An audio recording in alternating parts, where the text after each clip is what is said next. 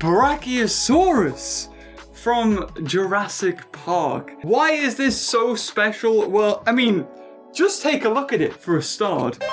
This box art, I can't get over it. We haven't had this in so long to have a beautiful illustration showing like an iconic scene from the movie where, actually, well, it's kind of a mixture of both.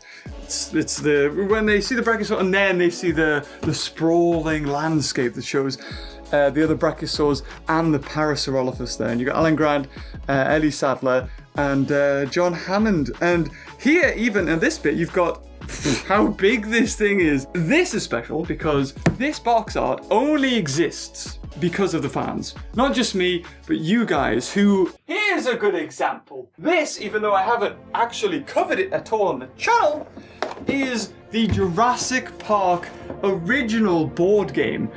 And they didn't go with a picture from the movie. No, they hired an artist to recreate the scene where the T-Rex breaks out, and it looks so friggin' good. You know, we voiced our grievances in the past with box art, especially with Jurassic World. They took a picture of the toy, photoshopped a little bit, and that was it. Whereas the old ones, we got stuff like this, stuff that looked like art on its own. I mean, that could be a poster. Of course, you would want to get rid of all that, but it just looks amazing. And because of our feedback, we have just this amazing tribute, I guess, in a way. Not only is it, hold on, I put this away. Only does it look absolutely amazing, but it is of a species of dinosaur that we have only seen, if I remember right, 2 times. The first time was in Jurassic Park, the original, where we had a baby Brachiosaur that I think came with Tim. If I can find the image,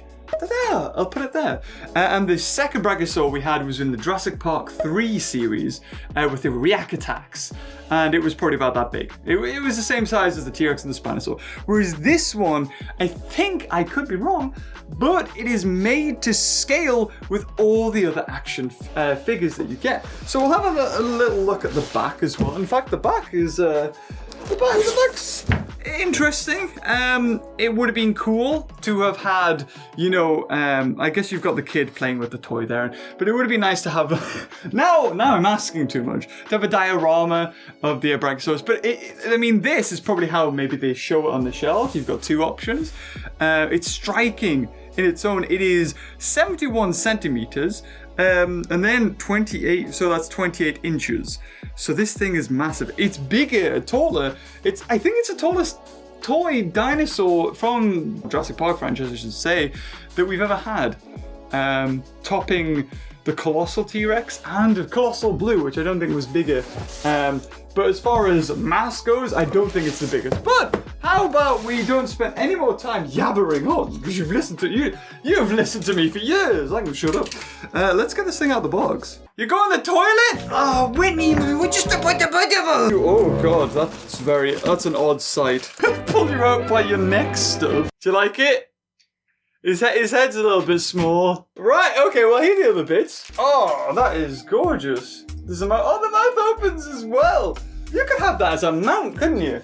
You could just have that. That would look weird. Would that look weird? It does not look like a giant worm. That's dirty, Whitney. Eee! It is low density polyethylene terephthalate. High density is what they use in plastic bottles. So maybe it's the only bit of graphic design I remember. It's all the different types of plastic. Alright, so here you go. You've got the tail and you've got the eed. So, I guess it goes on. I don't think once you attach these that you can unattach them. Or can you? You're gonna break it. You're gonna break it. Yeah, no, there's no way you're getting that off. Interesting thing is, once you've made it, it's you're not getting it apart again. Wow, okay. It's just like as tall as me from the table. Oh my god. I think this is actually to scale. To scale of the figures, Whitney. Not really a brachiosaur. Okay, oh god. Weird, that's really weird. I mean, I guess we're seeing a problem already, aren't we? Okay, so let's address the elephant in the room, or the brachiosaurus in the room, that I should say. is that this thing is ginormous. Let's start on the positives first. Let's have a just general review. As far as a Brachiosaur model goes, it looks gorgeous. Its size is massive, and of course that's what Brachiosaurus had going for it. And it really sells that when Alan Grant first saw it and Ellie Sattler saw it. And just like, wow, this is so big. And you really do get a sense of scale. As a kid, I would have killed for this thing. This is so cool. So you can open and close the mouth. Point of articulation, I'll give it that. It is a huge bit of plastic.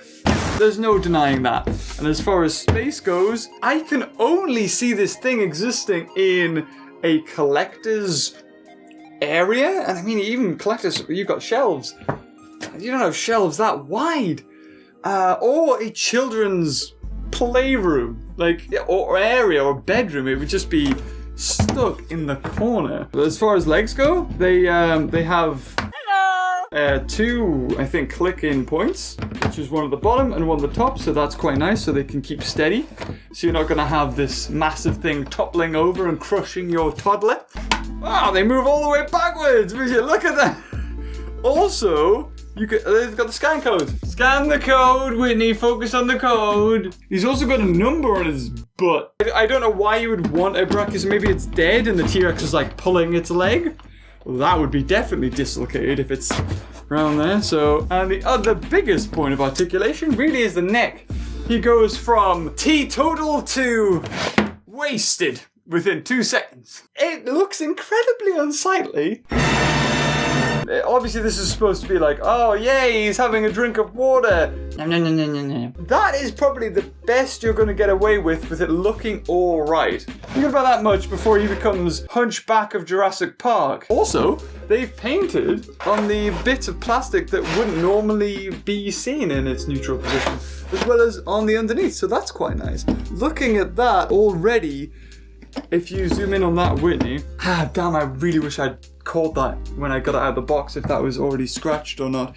But you can see here down the side, it looks like the paint is chipping already with just me moving it up and down a couple of times. It's going to be the bottom part here or the top neck part. Another thing is, got kids with tiny little fingers and you're moving this big neck joint. I mean, I'm not doing it that hard there, and I can feel my skin sort of going into the neck crease. I mean, if a kid just goes whoop, they've caught their finger, and I don't want to know. Actually, that could probably be. That's a negative to the Brachiosaurus. Tail doesn't really have much articulation. Not that the Brachiosaurus would really have much articulation in its tail. Where this model actually really shines and looks particularly like the Stan Winston maquette is actually in the head. Inside the mouth, they went to the effort of making a separate mold for the tongue and to make it glossy and pink that most of the dinosaurs have. You've got teeth as well, which have been painted individually, or at least, you know, over the top with the top ones. The lower jaw, the teeth are the same color as the jaw, so that's quite easy.